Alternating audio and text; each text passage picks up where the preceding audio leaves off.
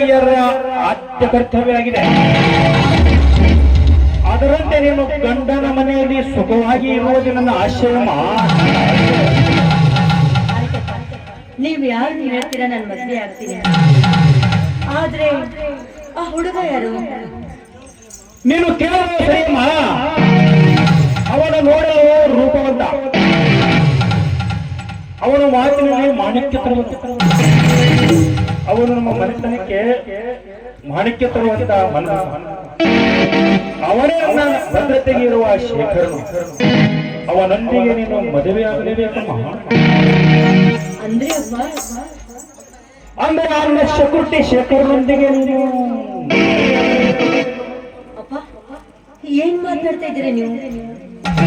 ನಾವು ಶ್ರೀಮಂತರು, ಅವರು ಬಡವರು. ಆಫ್ಟರ್ ಆಲ್ ನಮ್ಮ ಮನೆಯಲ್ಲಿ ಕೆಲಸ ಮಾಡೋ ಕೆಲಸದ ಅವನ ಜೊತೆ ನಾನು ಮದುವೆ ಆಗ್ಬೇಕಾ? ಅವನಂದ್ರೆ ಏನು ತಿಳಿದುಕೊಂಡಿರುವುದ? ಅವನ ಬಗ್ಗೆ ನನಗೆ ಗೊತ್ತಿಲ್ಲ. ಅವನು ಬರೋ ಧೈರ್ಯವಂತ. ನಾವು ಹೇಳುವ ಕೆಲಸ ಬೇಗನೆ ಮುಗಿಸಿರುವನು. ಅಂಥವರು ನಮ್ಮ ಮನೆಯಲ್ಲಿ ಒಬ್ಬರು ಇರಲೇಬೇಕಮ್ಮ. ಅಂದಾಗ ನಾವು ನೆಮ್ಮದಿಯಿಂದ ಬದುಕಲು ಸಾಧ್ಯ.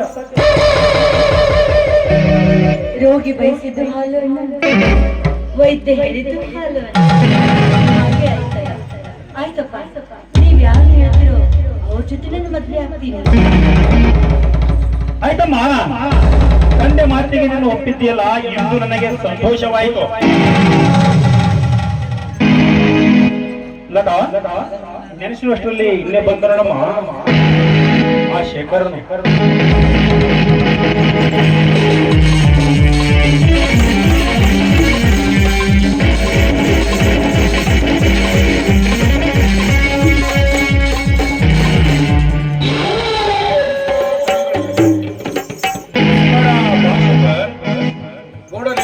ಮಗಳೊಂದಿಗೆ ನಿಂತು ಏನೋ ವಿಚಾರ ಮಾಡುತ್ತಿರುವ ಹಾಗೆ ಕಾಣುತ್ತಿದೆಯಲ್ಲ. ಶೇಖರ್, ನಾವು ಏನೇ ವಿಚಾರ ಮಾಡಿದ್ದರೂ ಅದು ನಿಮಗೆ ಬಿಟ್ಟು ಇರುತ್ತದೆ. ಹೌದು ಶೇಖರ್, ನಮ್ಮ ತಂದೆಯವರ ವಿಚಾರ ನಿಮ್ಮ ಮುಂದೆ ಹೇಳಿದೆ, ಮಧ್ಯಾಹ್ನ ಅಲ್ಲ, ಹೇಗೆ ಗೊತ್ತಾಗುತ್ತದೆ ಖುಷಿ ಹೇಳುವ ತನಕ. ಹೌದು ಶೇಖರ್, ಲತಾ ಹೇಳಿದಂತೆ ನಮ್ಮ ವಿಚಾರ ಇನ್ನ ಮುಂದೆ ಹೇಳಿದ್ರೆ ಮತ್ತೆ ಯಾರಿಗೂ ಹೇಳಬೇಕು? ಗೌಡರೇ, ನೀವು ಮಾತನಾಡುವುದರಲ್ಲಿ ಏನೋ ವಿಶೇಷತೆ ಕಾಣುತ್ತಿದೆಯಲ್ಲ. ಶೇಖರ್, ವಿಶೇಷತೆ ಅನಿಸಿದರು ಅದರಲ್ಲಿ ನಿನ್ನ ಭವಿಷ್ಯವನ್ನೇ ಅಡಗಿದೆ. ಏನು ಗೌಡರೇ, ನೀವು ಮಾತನಾಡುವುದರಲ್ಲಿ ಭವಿಷ್ಯ ಅಡಗಿದೆ ಎಂದರೆ ನಿಮ್ಮ ಮಾತನಾಡುವುದು ನನಗೆ ಅರ್ಥವಾಗ್ತಾ ಇಲ್ಲ ಗೌಡರೇ, ಅರ್ಥವಾಗ್ತಾ ಇಲ್ಲ. ಶೇಖರ್, ಈ ಊರಲ್ಲಿ ಶ್ರೀಮಂತ ಮನೆತನದಲ್ಲಿ ಹುಟ್ಟಿ ಬೆಳೆದ ನನ್ನ ಮಗಳು ಲತಾಳನ್ನು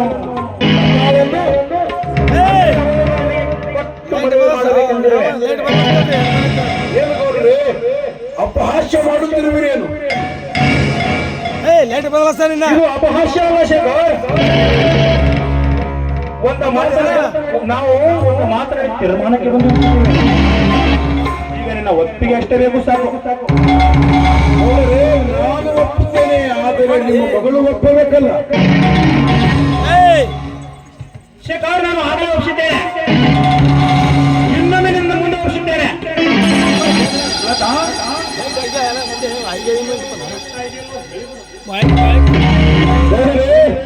ಒತ್ತಾಯದ ಮೇರೆಗೆ ಮದುವೆ ಬೇಡ, ಮನಸ್ಸಾರೆ ಇಷ್ಟಪಟ್ಟರೆ ಮಾತ್ರ ಮದುವೆ. ಸತ್ಯವಾಗಿ ಹೇಳ್ತಾ ಇದ್ದೀನಿ, ನಾನು ಮನಸ್ಸಾರೆ ಮೆಚ್ಚಿ ಮದುವೆಗೆ ಒಪ್ಕೊಂಡಿದ್ದೀನಿ. ಆಯ್ತು